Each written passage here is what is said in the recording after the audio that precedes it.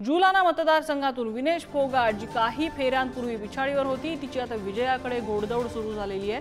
15 पैकी 11 फेऱ्यांची मतमोजणी पूर्ण झाली आहे आणि यामध्ये विनेशला 6000पेक्षा जास्त आघाडी मिळालेली आहे। त्यामुळे विनेशची आता विजयाकडे वाटचाल सुरू झालेली आहे। काही फेऱ्यांपूर्वी विनेश पिछाडीवर होती, मात्र जसजशा फेऱ्या पुढे सरकत गेल्या तसतशी विनेशच्या मताधिक्यात वाढ होत गेली। सध्या विनेश 6000हून अधिक मतांनी आघाडीवर आहे।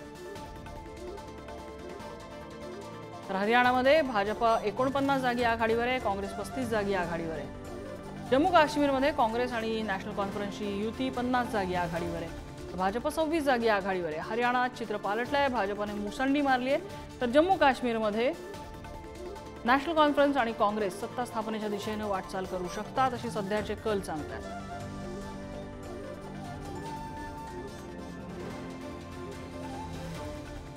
आणि या दोन्ही राज्यांमधल्या आकडेवारीवरती आपण पुन्हा एकदा नजर टाकूया। सुरुवातीला जम्मू काश्मीर हा केंद्रशासित प्रदेश आहे, ज्यामध्ये जम्मू आणि काश्मीर या दोन्ही ठिकाणचे मिळून 90 मतदारसंघात निवडणुका झाल्या आणि त्यापैकी आता 51 जागी नॅशनल कॉन्फरन्स आणि काँग्रेस आघाडीवरती आहे, तर 28 जागी भाजप आघाडीवर आहे। यातल्या बहुतांश जागा भाजपच्या जम्मू मधल्या आहेत, तर इतर 9 ठिकाणी आघाडीवर आहेत, जो की पॉइंट आहे जम्मू काश्मीरच्या निवडणुकीचा। तर हरियाणामध्ये 35 ठिकाणी काँग्रेस, 49 ठिकाणी भाजप, इतर 5 ठिकाणी आघाडीवर आहेत। आणि भाजपचे आंबेकरजी आपल्या सोबत आहेत। आंबेकरजी, निकाल आता जवळपास गेले 2.5 तास बऱ्यापैकी जी आघाडी आहे ती टिकून असलेलीच दिसतेय, या घडीला तुमचं मत? जम्मू काश्मीरच्या निकालावरती बोलताना आपण आणि काँग्रेसच्या प्रवक्त्यांनी जे एक विधान केलं की आर्टिकल 370 हटवण्याचा भाजपला काही फायदा झालेला दिसत नाही, या विधानाला माझा आक्षेप आहे। कारण भाजपनी 370 कलम हटवण्याचा निर्णय हा निवडणुकीतल्या फायद्यासाठी घेतलेला नव्हता। 1952 सालापासून श्यामाप्रसादजी मुखर्जींनी त्यावेळेला पहिल्यांदा एक देश एक संविधान एक विधान एक निशान ही घोषणा दिली, तेव्हापासून भाजपनी आर्टिकल 370 आम्ही हटवणार अशी भूमिका घेतली होती आणि त्यांच्या चौथ्या पिढीने ती प्रत्यक्षात आणून दाखवली। त्यामुळे हे विधान योग्य नाही असं मला वाटतं। भाजप आणि काँग्रेस याच्या मानसिकतेतला फरक मी आता तुमच्या लक्षात आणून देतो। जम्मू काश्मीरमध्ये जो काँग्रेसनी एनसीनी विजय मिळवला त्याबद्दल आमचा कुठलाही आक्षेप नाही, जनतेचा कौल हा आम्हाला कायम स्वीकारार्ह राहतो। मात्र हरियाणामध्ये आपल्या अपेक्षेच्या विरोधात जाऊन भाजप जिंकते असं लक्षात आल्यानंतर काँग्रेसच्या प्रवक्त्यांनी आणि नेत्यांनी जयराम रमेश यांनी इलेक्शन कमिशनवर आरोप करायला सुरुवात केलेली आहे आणि त्यासाठी महाराष्ट्राचे प्रदेशाध्यक्ष नाना पटोले यांनी तर थेट हरियाणाच्या मुख्यमंत्र्यांचा दाखला दिला। नाना पटोले यांचं मगाचं आपल्या टीव्ही चॅनेलवर दाखवलेलं जे विधान होतं त्याच्यात त्यांनी एक बेधडक खोटं विधान केलं की काश्मीर घाटीमध्ये आज दररोज 100 सैनिक हे मृत्युमुखी पडतात। माझं नाना पटोलेंना चॅलेंज आहे की कुठल्या आकडेवारीच्या आधारे त्यांनी हे विधान केलं आणि जर त्यांना खोटी माहिती कोणी देत असेल किंवा स्वतःहून ते जर खोटी माहिती पसरवत असतील तर त्यांनी देशाची आणि महाराष्ट्राची माफी मागितली पाहिजे। यापुढे जाऊन मी आता हरियाणाच्या निवडणुकीचा महाराष्ट्रासारख्या निवडणुकीसाठी काय संदेश आहे ते थोडंसं बोलू इच्छितो।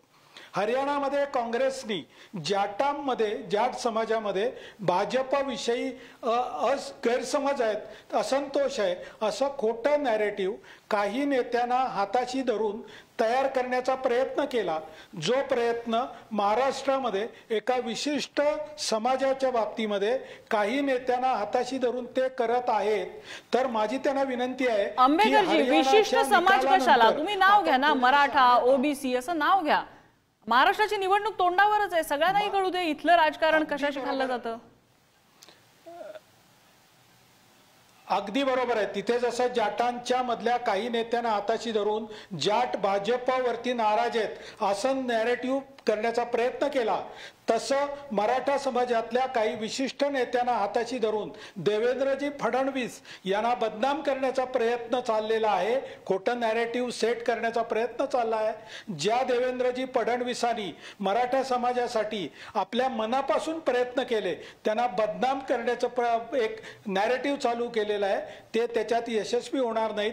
माझी काँग्रेसच्या नेत्यांना आणि या प्रकारामागे जे कोणी महाराष्ट्रातले थोर नेते आहेत त्यांना विनंती आहे की हरियाणाच्या निकालानंतर याचा धडा घ्या, त्यांचं नॅरेटिव्ह महाराष्ट्रात सुद्धा यशस्वी होणार नाही। तुम्ही असं सुचवताय की हा प्रेसिडेंट महाराष्ट्राने आता महाराष्ट्रातल्या विरोधकांनी लक्षात घेतला पाहिजे की जाट विरोधी मत पसरवायचा प्रयत्न तिथल्या विरोधकांनी केला पण भाजपवर त्याचा परिणाम झाला नाही आणि महाराष्ट्राच्या निवडणुकीमध्ये असं मराठा विरोधी चित्र निर्माण करून विरोधकांना फायदा होणार नाही असं म्हणताय तुम्ही। ठीक आहे, हेमलता पाटील। अगदी बरोबर की काही मराठा नेत्यांना हाताशी धरून, मराठा नेते काही तुम्हाला एवढे वेडे किंवा मूर्ख वाटले का की कोणाच्या हाताशी येतील आणि कोणी त्यांना हाताशी धरून अशा पद्धतीचं राजकारण करेल? मला वाटतं महाराष्ट्राचा इतिहास आणि मराठ्यांची संस्कृती आंबेडकरांना माहीत नाहीये आणि त्यामुळे ते असं विधान करतात। मराठा समाजामध्ये जो काही डिस्ट्रेस आहे तो त्या निमित्ताने व्यक्त होतोय आणि एखादा मराठा समाजातला गरीब तरुण जर एखाद्या ठिकाणी उपोषणाला बसला असेल तर या महाराष्ट्राचा गृहमंत्री तिथे जाऊन काठ्या लाठ्यांनी त्याला मारहाण करतो, बाळाबापड्यांना मारहाण करतो आणि त्यामुळे मराठा आंदोलन हे चिघळलं गेलं। त्यासाठी संपूर्णपणे जबाबदार हे महाराष्ट्राचे गृहमंत्री आहेत। ज्या पद्धतीने मराठा समाजाचं उपोषण त्यांनी चिघळण्याचा प्रयत्न केला, ज्या पद्धतीने त्या आंदोलकांवरती अत्याचार केले आणि त्यामुळे हे आंदोलन चिघळले, ना की मराठा नेत्यांना कोणी हाताशी धरले, पहिली गोष्ट। दुसरी गोष्ट, तुम्ही काही समाजातल्या लोकांना मग काउंटर हे करून कुठे आंदोलन करा वगैरे असे उद्योग तुम्ही केलेले आहेत, मराठा समाजाने किंवा महाराष्ट्रातल्या नेत्यांनी असे उद्योग केले नाहीत। दुसरी गोष्ट, हरियाणाबद्दल तुम्ही बोलला की जाटांना उचकवण्याचं काम हे काँग्रेस पक्षाने केलं। अरे त्या ठिकाणी हरियाणामध्ये शेतकऱ्यांवरती अश्रुधूर आम्ही नाही सोडला, त्या शेतकऱ्यांना गाडीने चिरडण्याचं काम आम्ही नाही केलं, त्या लोकांच्या अंगावर गाड्या घालण्याचं काम आम्ही नाही केलं, तारेची कुंपणं आम्ही नाही बांधली। महिला सशक्तीकरणाचा विषय करता, महिलांबद्दल बोलता आणि त्या खेळाडूंना ज्या पद्धतीने म्हणजे भाजपच्या खासदारांनी ज्या पद्धतीने त्या महिलांवरती अन्याय अत्याचार केले, त्या महिलांची साधी भेट घेण्याचं तुमच्यामध्ये धारिष्ट नव्हतं। त्यामुळे हरियाणामध्ये ह्या गोष्टी आम्ही केल्याच नाहीयेत। हरियाणाच्या जनतेमध्ये जो डिस्ट्रेस होता, अग्निवीरच्या निमित्ताने ज्या गोष्टी वस्तुस्थिती समोर आली, त्याचा सगळा तो जो लोकांमध्ये द्वेष होता, ज्या पद्धतीने तुम्ही बेरोजगारी दर होता, ज्या पद्धतीने युवकांना 2 लाख नोकऱ्या देण्याचं आश्वासन केलं होतं, तो त्या विषय होता। त्याच्यासाठी काँग्रेसने कुठला नॅरेटिव्ह सेट केला नव्हता। आणि हरियाणातला हा जो तुमचा आता तुमची विजयाकडे वाटचाल वगैरे म्हणताय, अजून एक 2-3 फेऱ्या आपण थांबूयात, कारण 22 ते 25 उमेदवार 500 ते 600च्या मार्कांनी मागे पुढे आहेत। त्यामुळे थोडंसं आपण थांबूया आणि त्यानंतर या गोष्टीवरती बोलूया। परंतु महाराष्ट्रामध्ये असं कोणाला हाताशी धरून आंदोलन करण्याचा आमचा स्वभाव नाहीये। उलट पक्षी 70,000 कोटी रुपयांचा घोटाळा एकीकडे म्हणायचं, दुसरीकडे त्याच नेत्यांच्या मांडीला मांडी लावून बसायचं, शिवसेनामध्ये फाटाफूट करायची आणि ज्या पद्धतीने आता ईडी आणि सीबीआयची भीती दाखवून एखादा नेता तुम्हाला अतिशय चालणारा नव्हता आणि तेच नेते आता नवाब मलिक सारखे तुमच्या मांडीला मांडी लावून बसतात। त्यामुळे तुम्ही जे महाराष्ट्रामध्ये घाणेरड्या पद्धतीचं राजकारण सुरू केलेलं आहे त्याला महाराष्ट्रातली जनता 100% उत्तर देईल। हरियाणा आणि महाराष्ट्र याची तुलना या प्रकारे या पद्धतीने करता येणार नाहीये। त्यामुळे तुम्ही त्या दोन्ही राज्यांना एकत्र आणून मुद्दा लक्षात आला, नॅरेटिव्ह सेट करण्याचा। अगदी हरियाणा आणि महाराष्ट्र ह्या दोन्ही मधला ट्रेंड वेगळा आहे, दोन्ही मधली लोकांची विचार करण्याची पद्धती वेगळी आहे। त्यामुळे हा ट्रेंड, हरियाणाचा ट्रेंड काही महाराष्ट्राला लागू होणार नाही। आंबेकरांना काही मुद्दा मांडायचा आहे? आंबेकरजी। ताई, मला मी ताईंना धन्यवाद देतो, काँग्रेसच्या प्रवक्त्यांना, की त्यांनी बोलताना एक काँग्रेसच्या प्रथेला धरून एक खोटं विधान केलं की तुमच्या गृहमंत्र्यांनी आंतरवाली सराटीमध्ये जाऊन लोकांच्यावर लाठी हल्ला केला। मी त्यांना चॅलेंज देतो की गृहमंत्री तिथे गेले होते हे त्यांनी सिद्ध करावं, नाहीतर अशी खोटी विधानं करणं सोडून द्यावं। गृहमंत्र्यांनी जाऊन तिथे केला होता म्हणण्यापेक्षा त्यांच्या आदेशाने तो लाठीमार झाला असा पहिल्या दिवसापासूनचा आरोप आहे विरोधकांचा। आंबेकरजी। नाही, त्यांच्या बोलण्यात काय आला शब्द तो घ्या. नाना पटोले मगाशी काय बोलले, काश्मीर घाटीमध्ये दररोज 100 सैनिकांच्या भारतीय जनता पक्षाला साधन सुचितेचा भारतीय जनता पक्षाची काडीचाही संबंध नाहीये. कुठल्याही पद्धतीची साधन सुचिता तुमच्याकडे नाहीये. त्यामुळे असे बालबोध चॅलेंजेस आम्हाला देऊ नका. त्याच्यातनं काही एक मिनिट आंबेकरजी तुमचा कन्सर्न मी त्यांच्यापर्यंत पोहोचवते, तुमचा मुद्दा मी त्यांच्यापर्यंत पोहोचवते. हेमलताताई त्यांनी जो रेफरन्स देतात तो मगाशी नाना पटोलेंच्या विधानाचा देतात. नाना पटोले यांनी हरियाणाच्या मुख्यमंत्र्यांचं कालचं एक वक्तव्य समोर ठेवलं आणि त्याच्यामध्ये ते बोललेले जे वाक्य आहे शब्दशः त्याचा तसा अर्थ घेतला की आम्ही निवडणुका जिंकण्याची तयारी आधीपासूनच केलेली आहे, अशाचं त्यांचं जे वाक्य होतं ते शब्दशः नाना पटोलेंनी घेतलं आणि ईव्हीएम कडे बोट दाखवलेलं आहे की ईव्हीएम मध्ये घोळ असण्याबाबत त्यांचा आरोप होता, काहीतरी काळबेरं असेल असं. त्याच वक्तव्याचा रेफरन्स देऊन ते म्हणतात की त्यांच्या वक्तव्याचा जर तुम्ही शब्दशः अर्थ घेता तर तुमच्या वक्तव्याचा का घेऊ नये. नाना पटोले कुठल्याही पद्धतीचं चुकीचं त्यांनी विधान केलं असं मी अजिबात म्हणणार नाही. भारतीय जनता पक्षाची आतापर्यंतची वाटचाल बघता ज्या पद्धतीने आपल्याला नकोशा उमेदवाराच्या घरी ईडी आणि सीबीआय ज्या पद्धतीने दाखल होतं, त्यांना ज्या पद्धतीने प्रचंड त्रास दिला जातो आणि तुमच्या पक्षामध्ये सामील झाल्यानंतर त्या सगळ्या चौकशा ज्या पद्धतीने बंद होतात, ज्या पद्धतीने पोलीस यंत्रणेचा वापर करून पोलिसांच्या थ्रू आपली कामं करून घेतली जातात, हे सगळं बघितल्यानंतर भारतीय जनता पक्षाच्या बाबतीत फार साधन सुचिता पाळणारा हा पक्ष आहे असं अजिबात म्हणायला कुठलाही वाव नाहीये आणि त्या अनुषंगाने त्यांनी ते विधान केलं असं मला वाटतं. आंबेकरजी बेसिकली ताईंचे पुन्हा धन्यवाद देतो की साधन सुचिता हा शब्द काँग्रेसची नेहरू गांधी परिवाराची सत्ता सुरू झाल्यापासून पहिल्यांदा कुठल्या तरी काँग्रेस प्रवक्त्याच्या तोंडामध्ये आला. आता त्या शब्दाचा आणि त्यांचा संबंध आहे का, तर बिलकुल काही नाही.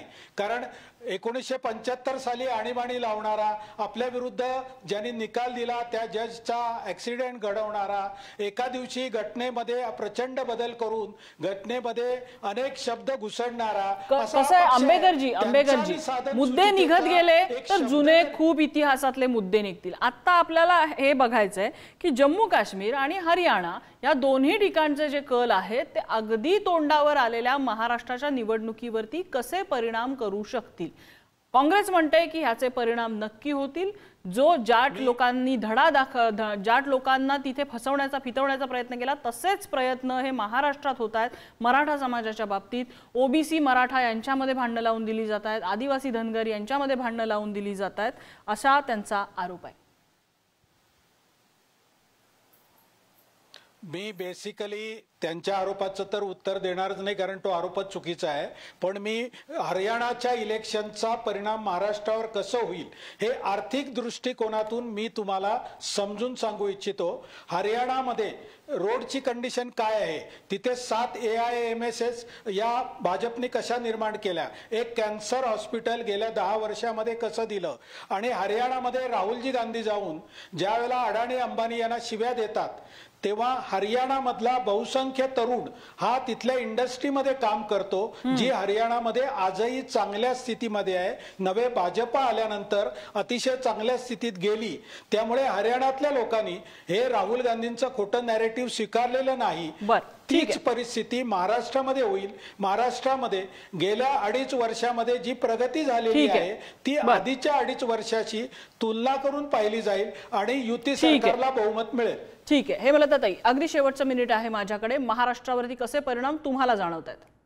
नम्रता, 8 लाख कोटीचं महाराष्ट्रावरती कर्ज आहे आणि हे कर्ज कशामुळे निर्माण झालं, काय त्याच्यामध्ये भारतीय जनता पक्ष आणि त्यांच्या मित्र पक्षांनी काय कामगिरी केली आहे, महाराष्ट्रातले सगळे उद्योग व्यवसाय गुजरातला कशा पद्धतीने पळवून लावले, महाराष्ट्रामधला बेरोजगारीचा दर काय आहे, महाराष्ट्रामधल्या रस्त्यांची परिस्थिती काय आहे, वाहतुकीची परिस्थिती काय आहे, हा सगळा जर विचार केला तर यांनी थोडंसं थांबवते. तुमच्याच दृष्टीने आनंदाची बातमी म्हणजे हरियाणामधला पहिला विजय जाहीर झालाय आणि हा विजय काँग्रेसला मिळालेला आहे. काँग्रेसचा उमेदवार हरियाणामध्ये विजय झालेला आहे. पहिला विजय हरियाणामधला. काँग्रेसचे उमेदवार विजयी झालेले आहेत. आपल्याला पुढच्या काही क्षणामध्ये त्यांचं नाव कळेल. एलानाबाद मधनं काँग्रेसचे भगत सिंग जी हे विजयी झालेले आहेत. हेमलता ताई अभिनंदन आपलं.